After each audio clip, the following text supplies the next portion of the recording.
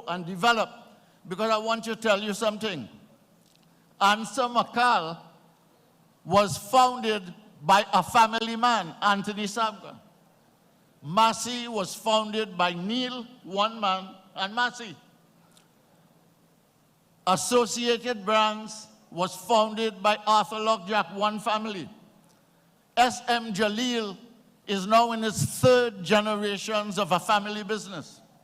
Solo is Joseph Charles' family business. So that all the big, so-called big businesses in Trinidad and Tobago started as family business. And they didn't export first, they sold to the local economy. And therefore, we have to find a way of nurturing family and small and medium businesses so that we could create jobs. Don't you think that if you are developing the country and you have multinationals and you have conglomerates and you have big distributors and big owners of capital, you should also have large numbers of people owning their business in Trinidad and Tobago? Don't you think so? What is the sense of development if the people have no business in the business of development? What is the sense of development if the people have no place, no stake in it? So these three things can make a difference. And I want to show you the political leader, whenever she speaks, I don't know if she'll speak on that tonight, she talks about 12 engines of growth in which there are projects all over the country that can create jobs. But when you put us in government, as I know you will, because you can't take the stress anymore, you will want recovery in the economy right away. You will want jobs right away. You will want to see something happening that is different from this coma that the economy is in Trinidad and Tobago, where all that is happening is losing jobs. So, how do you get jobs? Let me tell you how you can take a problem and turn it into a multiple solution. We have a flooding problem in this country, and we have drought every year.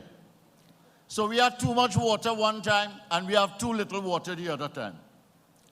We have agriculture that starve for irrigation during the time that the dry season comes. When the flood comes, they kill agriculture. They kill off the farmers, the crops. There are many people in agriculture in the constituency of Caroni Central. And I want to say to you that the way you can solve multiple problems out of this problem of flooding and drought is if you create the conditions for water capture so that you turn plenty water into savings of water. You then build a distribution system for the distribution of water. You tie it to irrigation. You tie it to retention ponds in which you can develop different communities, and that would be a facility that can be an asset to the community. And together with that, what do? You begin to dredge every river, stream, distributary, and drain in Trinidad and Tobago. And you do that in the dry season, not in the wet season. And you do it all simultaneously. You know why? Because if you dredge the Caparo River, it doesn't solve the problem in Greenvale. If you dredge the Caroni River, it doesn't solve the problem in Woodland. If you deal with the flooding in Port of Spain, it doesn't solve the problem in Diego Martin. So you need a simultaneous equation. And what that will do is that you have central management, you have regional management, and you have local execution. And how many jobs do you think that will create? Thousands. From laboring to engineering to solve that problem of flooding and irrigation. You get rid of it once for all. And then what you do also, you create the conditions for irrigation for the farmers. You then boost farming production. You make them secure. You give them the opportunity to plant and to reap and to put food on our table for the entire period of the year. And you know what we need to do also for the farmers of this country? We need to deal with this issue of land regularization. It is really critical. The land regularization issue is very critical because land tenure is a big issue. We have tried to send hundreds of letters and forms and documents to the current Minister of Agriculture. We have had no result yet. And I want to say to the farmers, and I do this, I hope, with the permission of my political leader, if we get that opportunity, that issue of land tenure, that issue of squatting of farmers, that issue of squatting in the country which deprives people of ownership of land, that will be something that the People's Partnership, now your UNC going into government, will do, because we started the process already. That is something that we'll do to give people land security and give them the opportunity to really produce in Trinidad and Tobago. Now, I don't want to say anything about the Rowley government because I think the country is finished with them already. I think the country has gotten to the point where they could hardly bear to think that the government is still in power. And what they are doing really is that they are waiting for the elections so that they can make a choice. And some people hesitate because they feel they vex with Kamala. And I want to ask you, when I ask them, what they vex with Kamala for? They can't tell me what they vex with Kamala for. But let me ask you something. Kamala take away your job? Rowley take it away. Kamala created 57,000 jobs. Kamala take away your food card? She take away your baby grant? Your book grant? Your school meals? Is Rowley do that? And Kamala give you all of that, and she give you laptops too. Kamala take away your land. Kamala take away your house. Is Rowley do that? Kamala had land for the landless and gave out homes without discrimination. And she didn't house pad either. Kamala take away money from cane farmers that the European Union gave. Is Rowley do that? Kamala raised taxes. She put VAT on food. Rowley do that? Under Kamala, no taxes. That is the truth. Kamala closed down any businesses. Is Rowley closing down businesses? Kamala ever buff you up or disrespect you? Is Rowley buffing up everybody and has no respect for anybody? Is he arrogant, disrespectful, and unapologetic as they come? Kamala ever take away your dignity or humiliate you? Kamala ever oppress you because you was a PNM? Is Rowley do that? Kamala govern for everybody and show respect for the dignity of everyone. Today, UNC people have no place in PNM society, and PNM supporters are also abandoned. Everybody lost with Keith Rowley and his government. All people lost. And I want to say that Kamala didn't close down Petrotrin. She didn't fire 50,000 people. And she did not watch 50,000 people go and say we might have to fire more. Okay? Kamala didn't go in Houston and make a negotiation that is threatening to close down the downstream industries needing gas in Trinidad and Tobago. All right? Let me tell you, Kamala built school. She built house. She built hospital. She built health centers. She did everything that a good government should do if it cares about the people. And I am saying, I know you're finished with Rowley, but I want you to make the next step. You have to embrace Kamala. You have to embrace the UNC. You have to build a partnership, the UNC and the people, so that we could take government for the people, of the people, by the people, and with the people. Long live Kamala Prasad Bisesa. May she, with your help and support, be the next Prime Minister of Trinidad and Tobago.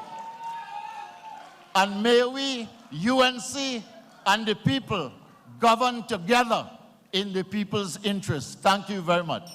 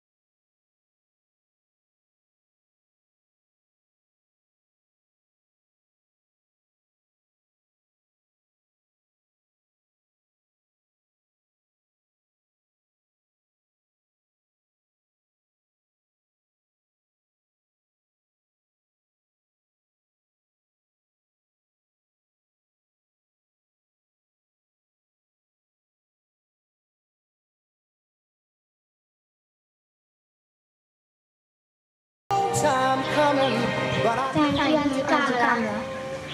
Thank you, Auntie Kamala. Thank you, Mrs. Kamala Bisesa, for these bags. She made sure that every child got a place in a secondary school. She created the Children's Life Fund to ensure that every child reached their full potential. What is striking about her is her heart and her passion to see that every child gets a laptop to discover the world. Her life is about breaking barriers, and so too will be her next prime ministership. Proven and progressive. Ladies and gentlemen, please welcome the political leader of the United National Congress, Kamala Prasad Bisesa.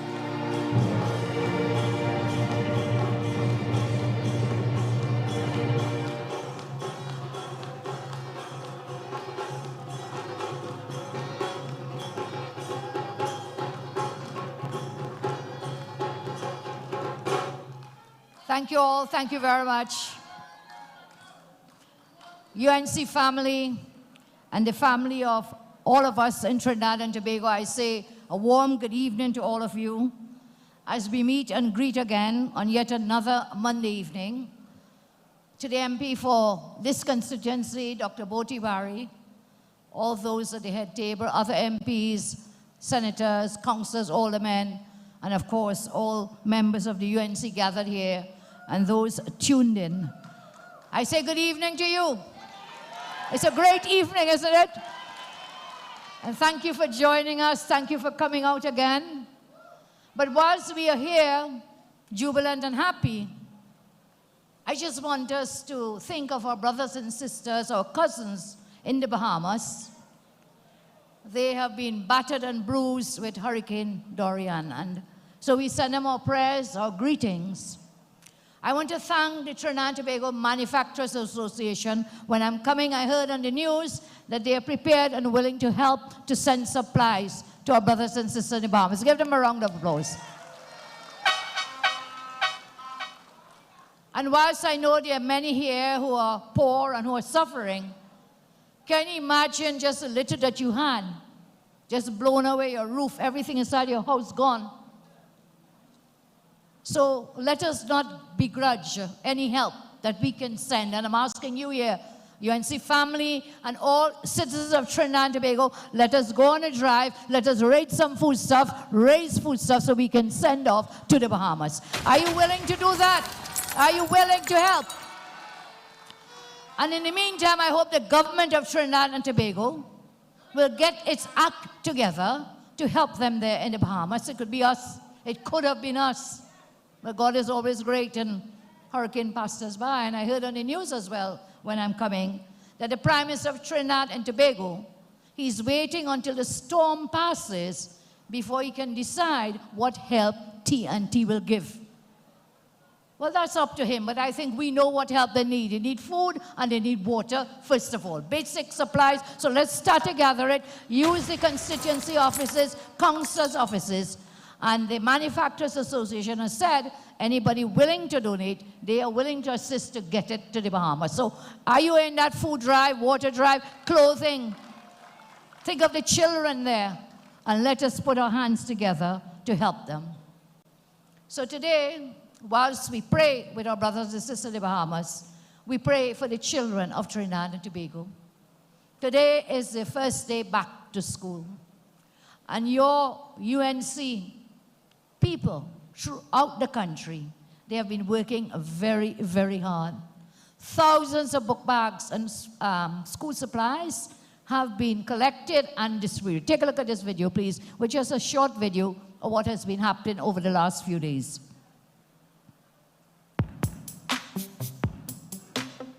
As you walk with us to the part of life, you will never have to walk alone. Come on!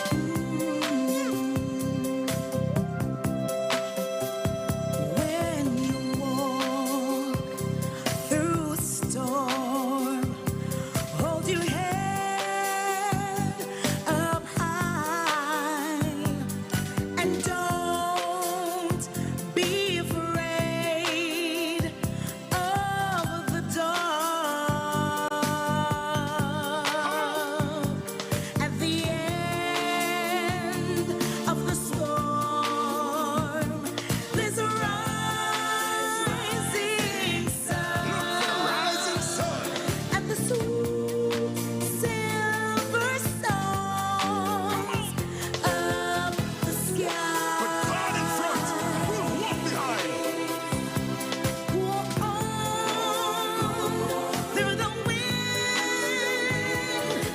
Walk on through the rain. Door to door and hand in Though hand. your dreams be tossed and blown.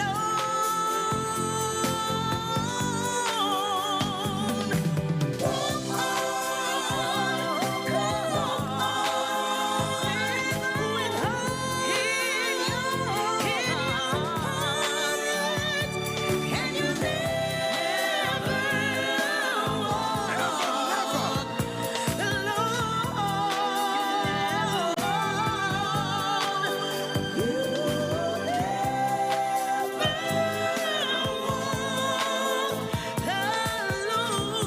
So put your hands up high and let's reach for the sky for the rising sun. Come walk with us. We'll walk with you. And you'll never walk alone. Never walk alone. Never walk alone. Never walk alone. You'll never walk alone with the UNC. Let's say thank you to Team UNC. And we always say to our children, they will never walk alone. We will hold their hands and we will lift them up. So Team UNC, or councillors, or MPs, or coordinators throughout the length and breadth, Indrop and Beatham giving out book bags throughout the length and breadth, north, south, east, west. Thank you. Give a big round of applause. And thank the sponsors who helped us to do this. So these are the news issues of the week, basically. I know we have some pains. A school opened today. Some schools still remain unopened. I trust that the Minister of Education will do his job, wake up and do his job and get our children back into schools. And in the meantime, if the children are still home, parents, you have a duty. Friends, please help them. Don't let them fall behind whilst they wait for schools to open. Give them that hand up. So here we are, just celebrated 57 years of independence. And I want us to remember, we all came on different ships, but today we are in the same boat, that is in Trinidad and Tobago. We may have come on different ships from all the great nations of the world. Today we are one nation, united, T&T, where every creed and race should find an equal place. We are in the same boat. And we have had really our share of challenges over the years since independence to now. But I still believe that T&T is one of the best places in the world. Do you believe that? This is our home. We have our problems. We can see people from different backgrounds, different cultures, different races, religions, but at the end of the day, we live together in harmony. I want to quote the words of a very well-known song. Sweet T&T is my country. Every creed and race have an equal place. We shall overcome one day. One day, I say, all this misery and pain and strain. We have to unite, to stand up and fight, and we'll get things right one day, sweet T&T. Thanks to that great singer, I'm proud to be a Trini, and I'm sure you're proud too. We have been forged with courage, determination, and a great will to chart our own destiny. However, we have two great challenges in many ways. Okay, we have three. First challenge is, so the first problem we have to solve is to get rid of Rowley and his government. I agree with you. Dr. Bo was telling us of all the problems and solutions, and I heard you in the crowd shouted, get rid of Rowley and his government. Politically, democratically, through elections, attackers say, what time is it? It's election time, and we have to vote them out. Vote them out. Today, one of the greatest freedoms that we have is the freedom of speech. Throughout our history as a democracy and even before our time, stemming from the great parliament, the mother of all parliaments, stemming way back in 1066, in the common law of the land, before it was even written in our constitutions, we had the right to freedom of expression and freedom of speech. Today I see two obstacles to this. The first, of course, is in the news for the last few days and before. And it has to do with the sedition laws. Sedition laws. Now, I see Dr. Rowley saying, well, it's an old law, an archaic law, and how old it is, and get rid of all the old laws. It's not about the fact there's an old law, you know. It is what is the intent of that law. And when it was passed, what was the intention? And that intention was to stifle brown people and black people in our country here in 1920. Because in 1919, this was the year when we were fighting the colonial masters. And the only way they could have stopped us was to bring in the sedition law. So anything you say, they just hold you, lock you up, and throw you in jail. Today, that law has no place in a free and democratic country. And therefore, it should be repealed, removed, and completely taken off our statute books. You know, we aspired more than a half a century ago to throw off all chains of colonial servitude, right? And to build a democratic society to benefit everyone. We have made strides, but as we celebrate this 57 years, I said it was ironic. At the same time, we celebrated 57 years of independence. On the eve of that, the government was locking up people under the oppressive law by the colonial masters, the sedition law. So can we say we have thrown up? Can we say Massa Day really done? We cannot, because you're using the Massa law to lock up people for just expressing themselves. Look, listen to what Watson Duke said. Okay, this is what he said. You look at the screen and I'll read it for you. This is your belief, folks. This is your family. And I'm sending the message clear. Let Rowley them know that the day they come for us in Wassa, we are prepared to die, and the morgue would be picking up people. How is that attacking? How is that going to bring down the government or the state? The man is saying we are prepared to die. But listen to what Hines said. But Hines never got charged. Look at the screen again. Listen, I will read and look at the screen. This is Fitzgerald Hines. I said to my colleagues, as a younger parliamentarian then, I said the UNC is badly wounded. We need to finish them out, kill them dead. I want you to understand that on November 28th, you have the opportunity to drive a P&M Balliget deep into the hearts of the wicked UNC vampires. Take a stake with a Balliget on top and drive it deep within their heart and finish them off once and for all. This is a man actually telling you to go and kill people, but nobody said he was guilty of sedition. And a man, Watson Duke, who says we are willing to die, you lock him up because why? He's a political opponent. I think they know they're going to lose the 2 Tobago seats to Watson Duke. And they want to get rid of him. Go brave, brother. You go with your own party, go brave, and we wish you the best of luck. So what is worse? A man who tells his union members that we are prepared to die for our rights? Or another one, Hines, who is telling people, kill them, kill them. But nothing is wrong. I ask you, which is worse? There is no investigation on him.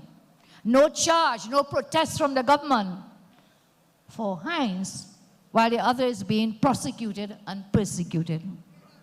And so I'm saying I do my duty as opposition leader.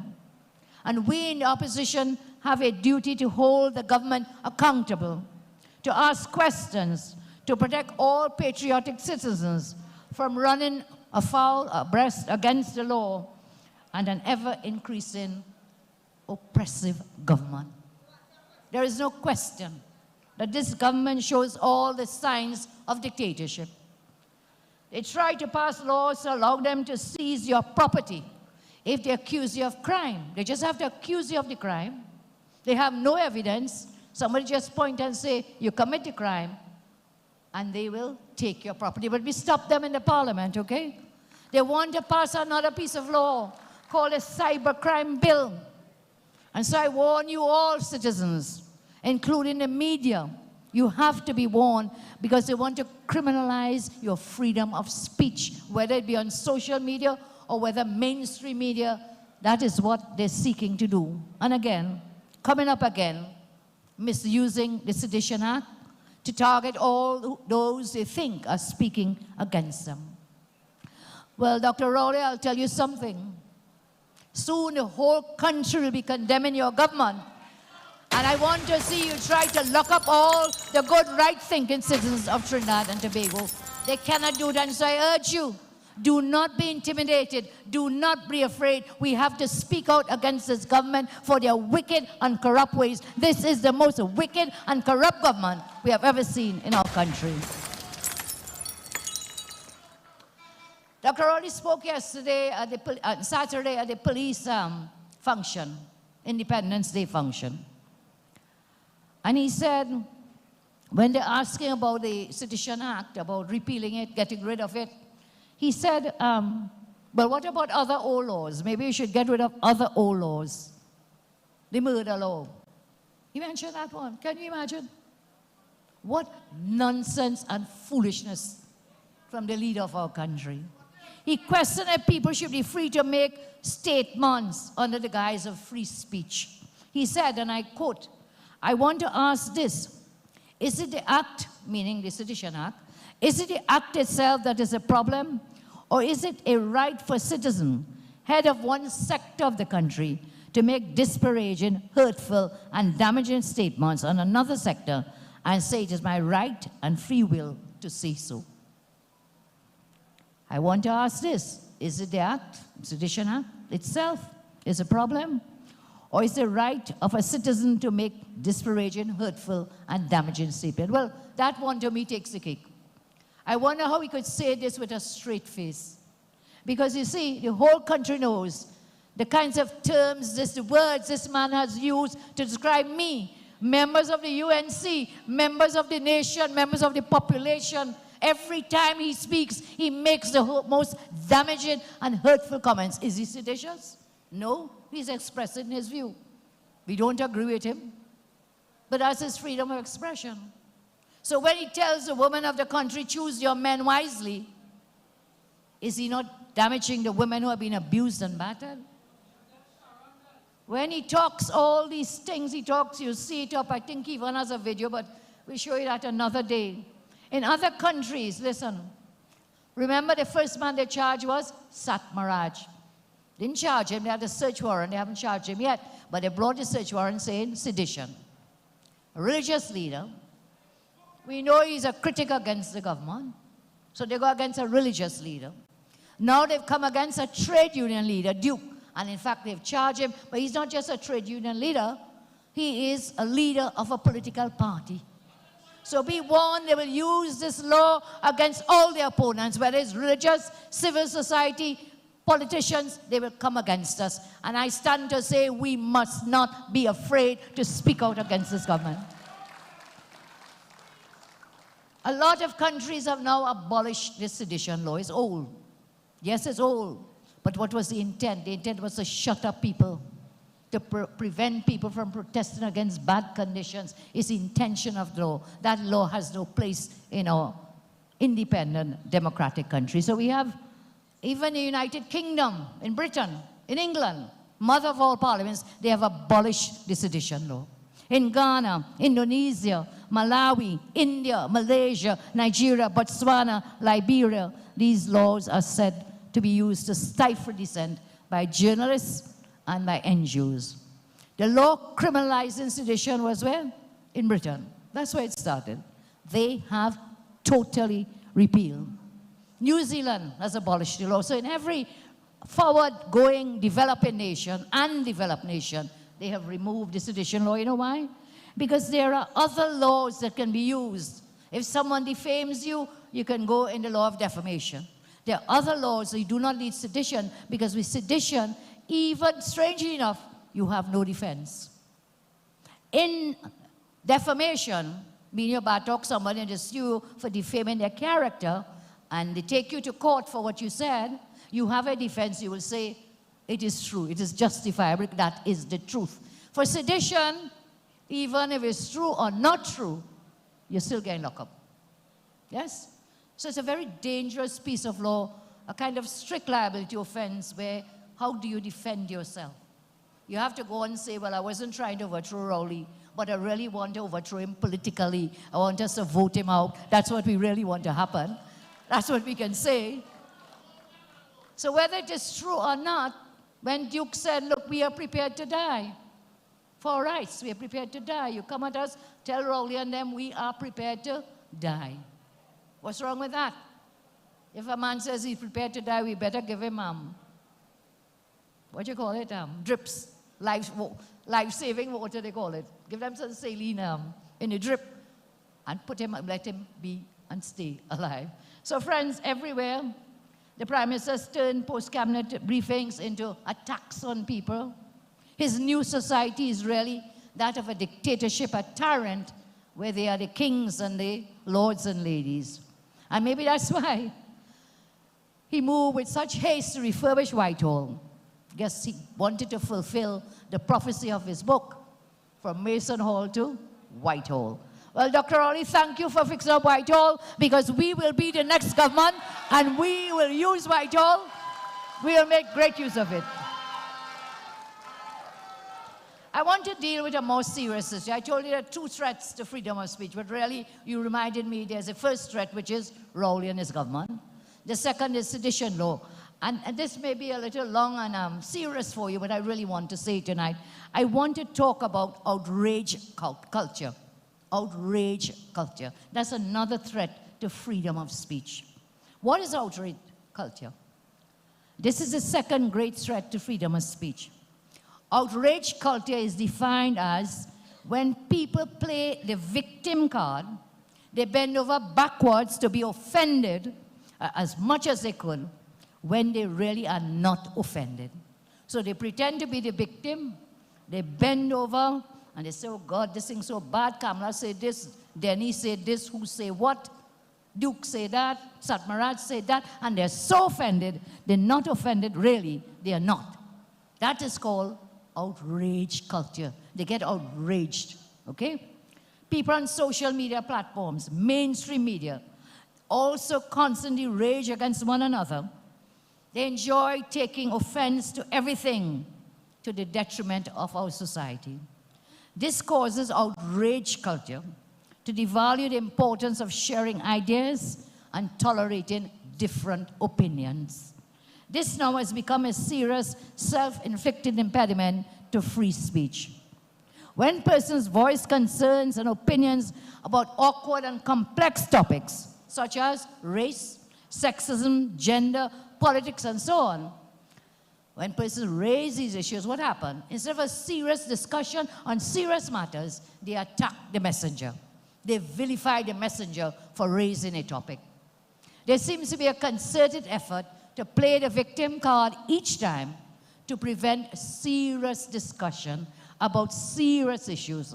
And so as a society, we keep kicking the can down the road instead of frontally discussing our problems.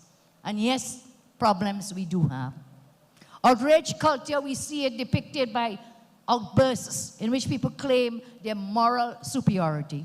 They crave public recognition. We see this in people's politically and morally charged posts, where the comments sections overflow with fights. The fact is, criticisms and opposing views are not to be considered insults, but we should look at them objectively and discuss them. These are the issues of the day.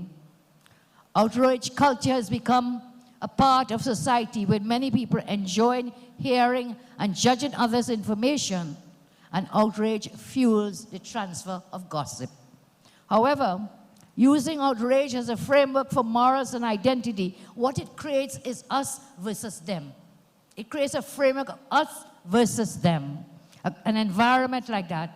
So people are one of two ends of the spectrum, yes? They don't see the gray areas in between. It's either you're totally left or totally right. And the different opinions are not tolerated by any one side. The media has taken advantage of people's constant need for fighting. Regardless of political ideologies, race, gender, economic background, there are articles, there are blogs, posts, news reports that are meant to incite viewers and readers. To capture attention, many will use that fuel of anger and emotion and fear rather than address the actual issues at hand. And so the original intent for outrage culture is to call out the oppressors and bring serious issues to light. But it instead is being used for what I see to commit covert racism. It is being used to silence dissenting opinions. This should never happen, no matter how disagreeable different perspectives may seem.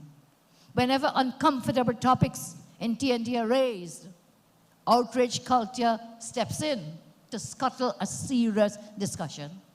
This is why the problems do not get addressed. It is because people get intimidated and afraid. They want to speak out because they fear being ridiculed for expressing an opinion.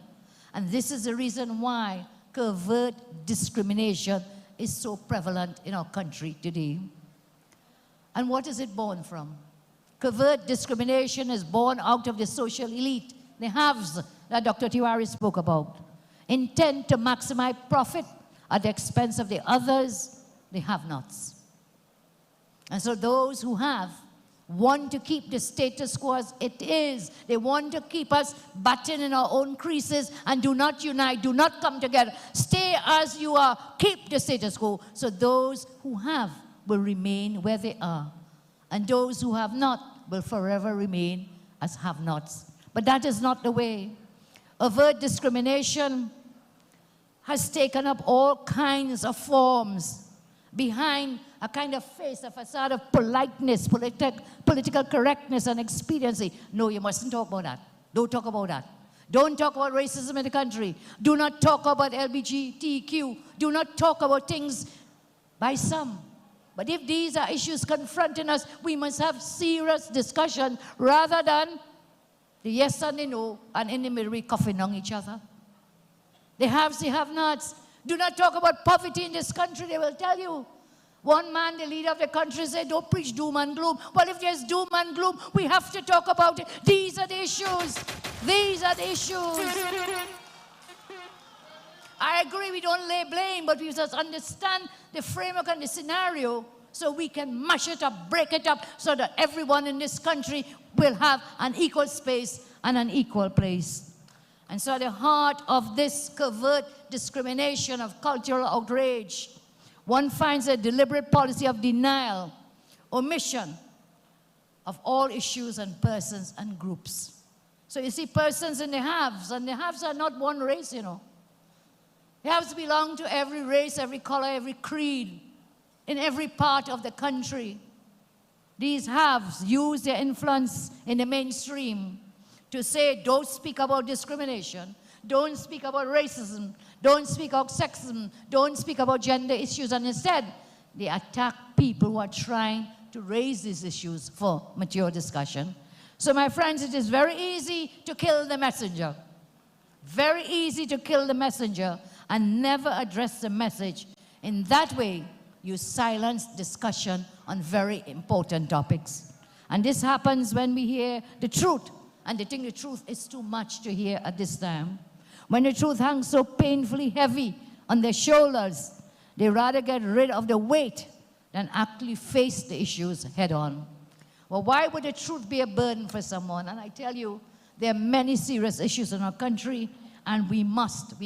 Let me give you an example of covert discrimination. 300 days out of 365 days of the year, you have negative stories about people from Laventille. Yes? 300 days. John, out of 365 days, negative stories about Laventille. Very few positive stories. This is disproportionate reporting. It creates negative perceptions, so everybody is conditioned to believe everyone in that area is a bad person. And that could never be true. In every area, you have the good and the bad and the ugly. Agreed? In every part of the land. So when people from Laventille go to get jobs now, or BTM go to get jobs, nobody wants to hire them because in their mind, there has been created this image of people from BTM and Laventille. And so the cycle of unemployment continues. Now the same media should highlight positive stories in greater proportion to the negative ones. You need balancing. You cannot write all that is negative about the community and then expect the people to rise up as good citizens. I give you that as an example of covert racism. When you brandish, when you brand, tarnish, stigmatize the people of one part of the country as the worst people in the land. As the UNC leader, if I start to speak about this covert discriminatory bias and address it truthfully, there will be those who will want to come to kill me as the messenger, but I'm not afraid of them. We have to confront these issues. So through the weapons of outrage culture and silencing, they will attempt to smear me and the UNC. Be warned, many times the people jump up and say X, Y, P, Q. They will not divide us, but they are actually the ones who are perpetrating the most division in the country to the detriment of the poor and the marginalized. And so I urge you, ready yourself, stay strong, stay united and focused. We must ensure that future generations will have the freedom to express themselves. I want you to remember this, and I urge you to stay strong. They have started a new narrative. They're saying the opposition is the most dangerous set of people and the most evil people. Yes, I saw Heinz post something about dangerous and evil and so on. But the most dangerous people in this country is the Keith Rowley government. Most dangerous. And the most wicked and incompetent. Do not believe a word they have to say. Look at the screen, please, and you'll get some examples of their lies.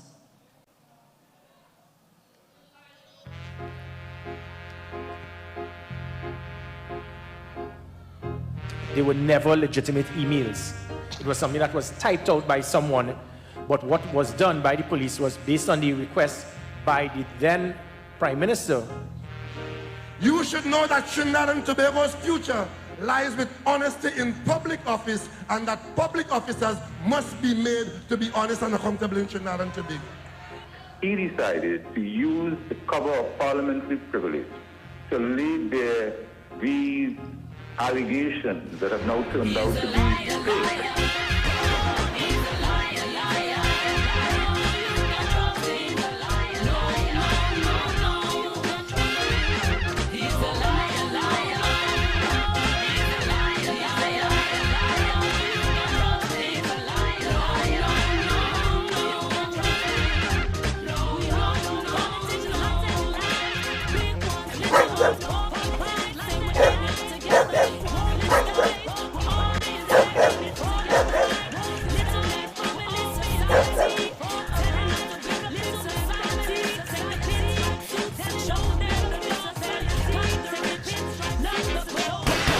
To make one clear statement to you, first of all, to make the government is not closing down Petrotrin. Employees of Petrotrin will exit the company. All. Do we get that clear so that nobody has to call me about 10 o'clock in the night to find me? How many of us going again? Call me about 10 o'clock in the night to find me. How many of us going again?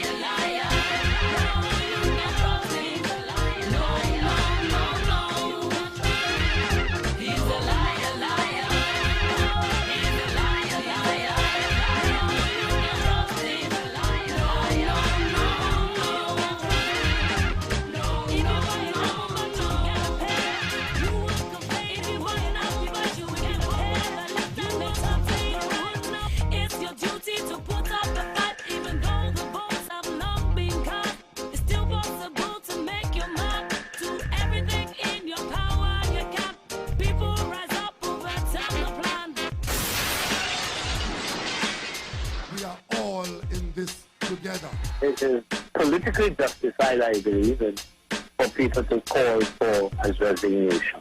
And this needs to be cleared up. And maybe what we need to do is to have a general election for the people to decide the way forward. The way forward. He's a liar, liar. Oh, he's a liar, liar. No, you can't trust him. No, no, no, no. He's a liar, liar. Oh, he's a liar, liar. You can't trust him. No, no, no, no. He's a liar, liar. Oh, he's a liar, liar. You can't trust him. No, no, no, no. He's a liar, liar. He's a liar, liar. No, no, no, no.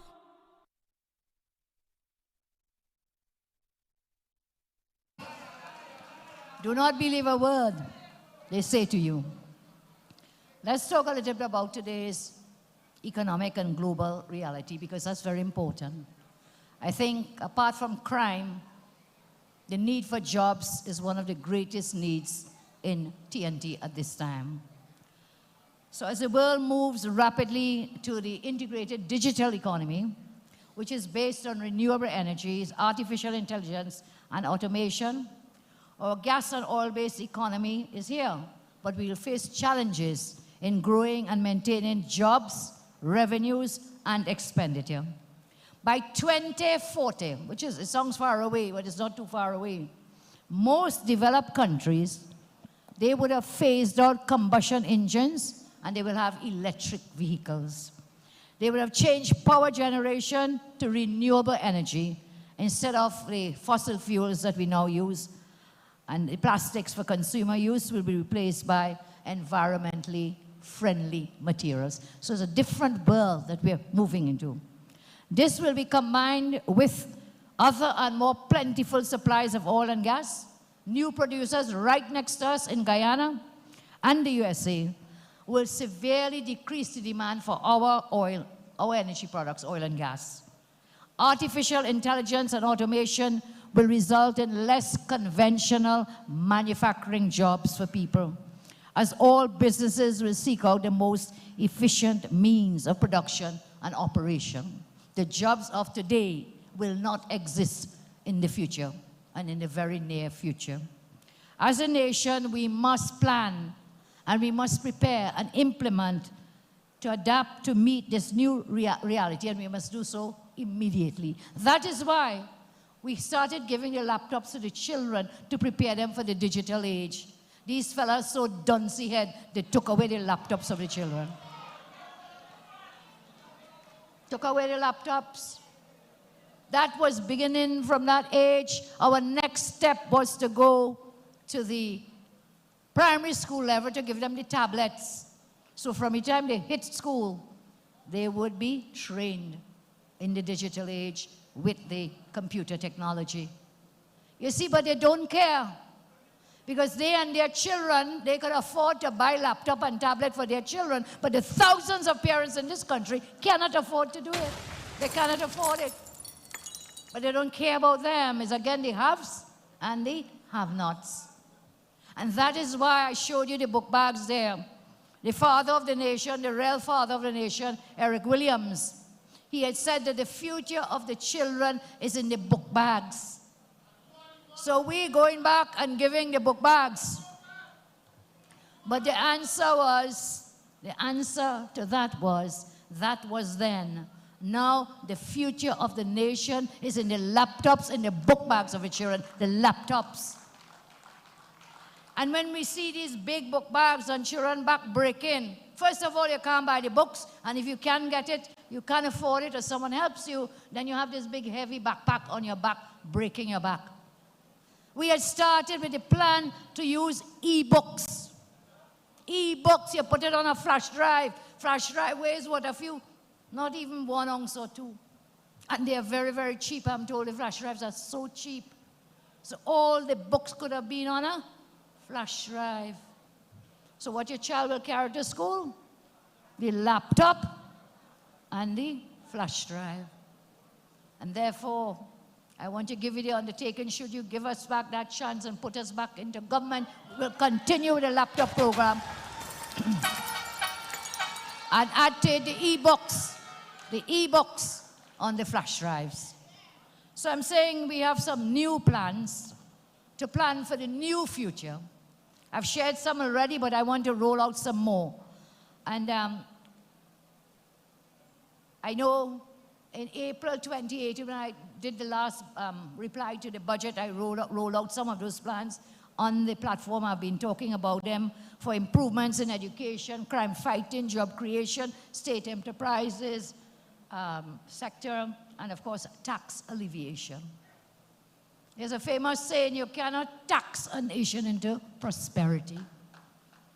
They have increased the taxes not once, not twice. They've increased the fuel prices, I think, about 3 times. And the short man's laughing at everybody in the country saying, they ain't riot yet. They ain't riot yet. That is his marker, but he doesn't know the suffering on the people of our country. So I said I'll share plans. One plan I told you, we will do as we can, our best to bring back the laptops for the children and to give them the e-books on the flash drive. That is in education. Let's look at some plans to increase productive capacity, to increase foreign direct investment, to increase the ease of doing business. And all of this is to do what? To facilitate job creation so that our people can have jobs in this country. One gentleman told me 3 nights ago, one we know very well, he said, boss lady, my 3 children, everyone has a degree. and not one has a job. All of them, and me and the wife, we living off my pension. Yes? Well, he lucky he even have a pension. But that's the state of affairs. The young people, all the children, highly qualified. I won't tell me that just now too, Chairman Awang. Most people you talk with, they have highly qualified children, but no job. They want them to go and sell medicine in the drugstore over the road. That beautiful state-of-the-art hospital to benefit the women and children and the men. It wasn't just a children's hospital, it was for everybody. All equipment inside there. I've put out a video on my Facebook, you could watch it. That is how we left it, fully equipped. They want to sell medicine and make it into a glorified drugstore. Well, I bet you, within a few days, even if so long, they won't even have the medicine, the CDAP to sell there. Because a lot of the pharmacies don't even have the CDAP medicines. You're taking this big, beautiful hospital and say you're going to sell medicines. But I always knew, we always knew the Alsing was a drugstore owner, so don't be surprised. He's a pharmacist or something. Don't be surprised. So I'm saying, what are some of the plans that I can roll out tonight? We can put flesh on it, but this is just a skeleton because of the time. First, we have to lower corporation taxes. We have to drop it down. Over the 5 years, we have to drop it, corporation tax. Because every time a business has to pay this high tax, what happens? You have to fire workers because you're not making money because people are not buying. We have to lower taxes. You know what Trump did in the USA? They lowered the business taxes, corporation taxes. And businesses from around the world who had gone into tax havens where they had to pay less tax, they are repatriating back to the USA. And I'll give you the example of Apple.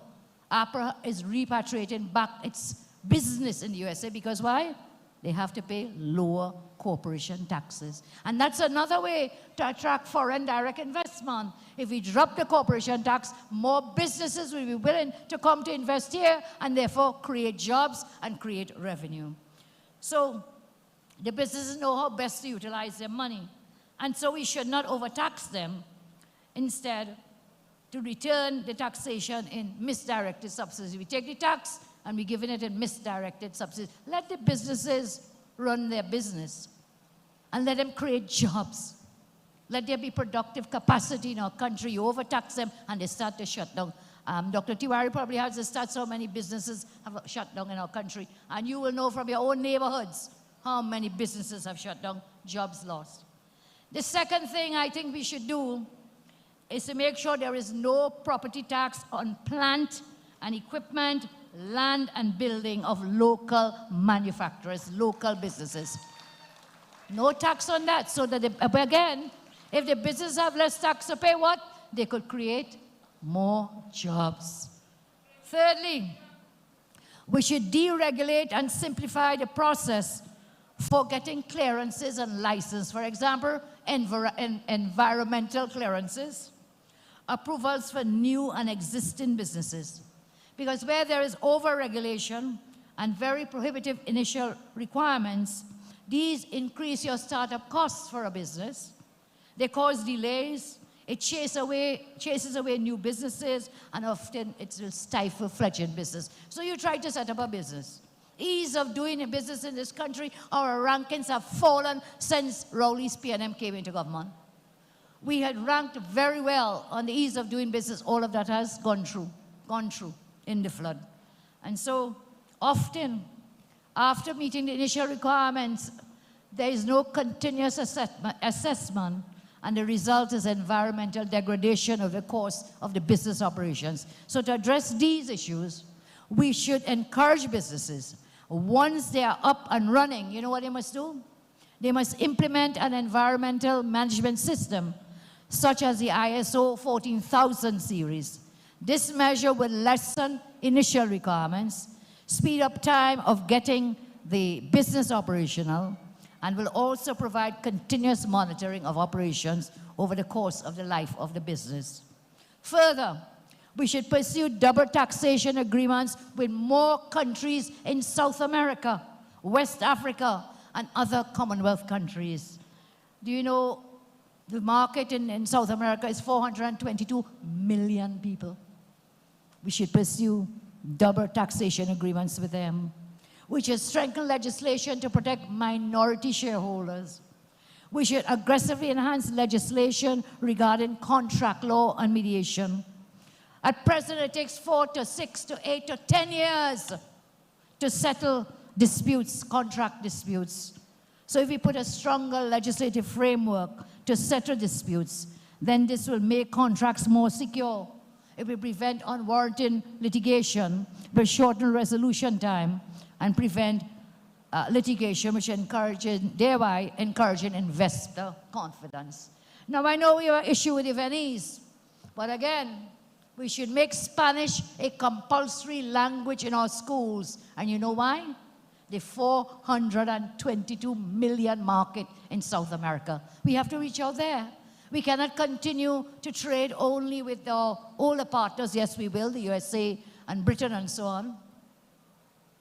But you have 422 million people in South America so that our businesses can export. Right now, I wonder if you know pepper is one of the biggest trading items. Pepper, pepper. Every pepper you grow, you can get it exported. Every pepper you grow, ask the pepper growers. Pineapples too. Pineapple is another area where every pineapple you grow, you could get it sold or exported. Ask Brian Mohan, he has Alderman Brian Mohan, he has a pineapple farm. So I'm saying Spanish as a compulsory second language to help us to open up that 420 million market in South America. We should also implement, of course, computer technology, software development as core parts of the education syllabus as we prepare to survive what I told you, the digital economy. We must increase the ease of doing business. One way we can do that is by implementing a quality assurance management system, which one that is known as the ISO 9001-2015, in specific units related to business development, statutory approvals, credit facilities, tax clearances, financial accreditation in the following areas: legal affairs, utilities, WASA, TNTEC, NGC, customs and excise, BIR, EMA, town and country, FIU, and the building inspectorate. We must align all these units under a common quality management system to increase the ease of doing business. I know tonight I may be a bit over your head, but these are some of the things we have to do. It's all well and good. I will stand here and tell you, we created 50,000 jobs on our office. We will create another 50,000 jobs and more when you put us back. But I have to share with those who ask me how, and these are some of the ways that we can do that. So bear with me. We can decrease our costs of exporting a container of locally manufactured goods by approximately 200 to 300 US dollars. We can do this by what we started to do, improving road infrastructure to decrease the cost of transport from factory to ports, from the farmer's field to the ports. We can do this by hiring more customs and excise personnel. And of course, we can increase efficiency at the operations at the port. We can invest heavily in improving port infrastructure to attract new shipping lines. We can increase the number of bonded areas off-site the ports, thus freeing up space within the ports for exporters. We can strengthen management and technology systems to reduce inspection and documentation times and speed up through flow times. All of this will help in the ease of doing business, bring in more investment, and create more jobs. We must also invest and expand the TT Bureau of Standards to enhance the ability to test products and reject inferior products. There are some who flood us with dumping of inferior products, and this has been to the detriment of local manufacturers. So they bring in the inferior product, they sell it for a lower price, and what happens to the local man producing the same things? Businesses lost. We will work with the CARICOM members to create a new and enhanced existing trade arrangement with South America. And we will look at what I told you before, building industries in food processing and packaging, manufacture of basic medical supplies and disposables, manufacture of medical furniture, manufacture of office and school furniture, manufacture of specialist chemicals for the oil and gas industry and for the medical industry, garment manufacturing, a metals foundry, glassworks, electronic assembly, and e-waste recycling. These are just a few of the ideas, and of course, we will put them into place and implement to create more jobs. I want you to remember, when we were in office, as I told you, we created over 50,000 jobs, 2010 to 2015. You know what's important? We created those without raising any new tax. Not one new tax. We brought unemployment down to the lowest in the history of our country, to 3.3%. We saved the most money in our history in 2014. Cash in bank in HSF, US 31.1 billion, which is 89 billion TNT dollars we left in the HSF fund. They have been raiding, they say no money, no money. They've been raiding the treasury, my friends. We spent 2010 to 15, and we did spend to bring positive growth and jobs. Our incentives in the oil and gas sector resulted in increased production for our country. My friends, we are approaching the 4th year. This weekend, 4 years of the Rowley PNM, September 7, and the start of the last year of the Rowley PNM. That's why. So I'm asking you, are you better off today than you were 5 years ago? Do you feel safer today? We have seen 2,000 people murdered since the Rowley government came into power. I want to remind you, we brought serious crimes down when we were in office to the lowest in decades. And we brought the murder rate in 2012, I believe was the lowest, 2011, the lowest murder rate since 2004.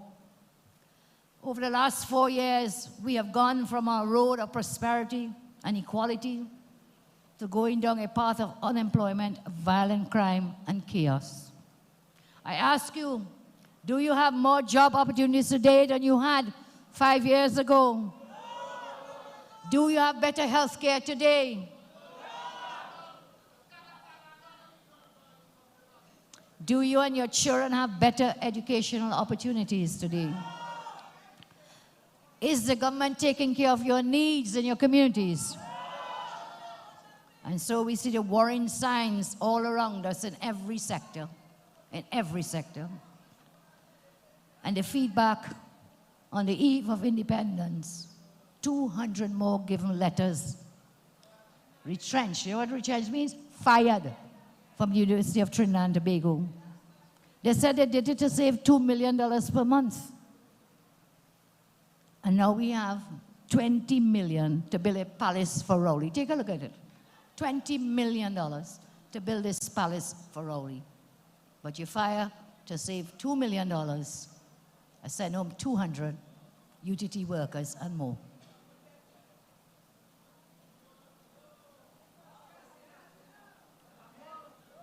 $20 million and counting. That's the palace in Tobago. So we have a decision to make and we have a choice to make. What do we do? What is needed now? In every constituency, we need to take back our communities, take back our villages and our towns, and take back our country. Everywhere, people are lost and in despair. We are at a very important moment, so I ask you, let us unite. Let us unite, let us stand together as one, and let us rescue Trinidad and Tobago and get TNT working again. I am UNC and I am proud. I am UNC and I'm proud, and show me your voting figure. Show me your voting figure. With this finger we bring down the power and we will vote them out. God bless you. God bless Trinidad and Tobago. Bring down the power. The power of love, I say, is the greatest power. Stop hell and damnation. Bring down the power. Love. Okay, at this time, we'll have a token of appreciation will be handed to the political leader of the United National Congress. The folks, just cast your eyes on the stage side, a token of appreciation. I'm being joined with the Member of Parliament, the Chairman of the Corporation here in COVA, Senator Obika, and others. Here it is. Let's give a nice round of applause, folks. Token of appreciation for the political leader from the people here at the Caroni Central constituency at our Monday night forum live.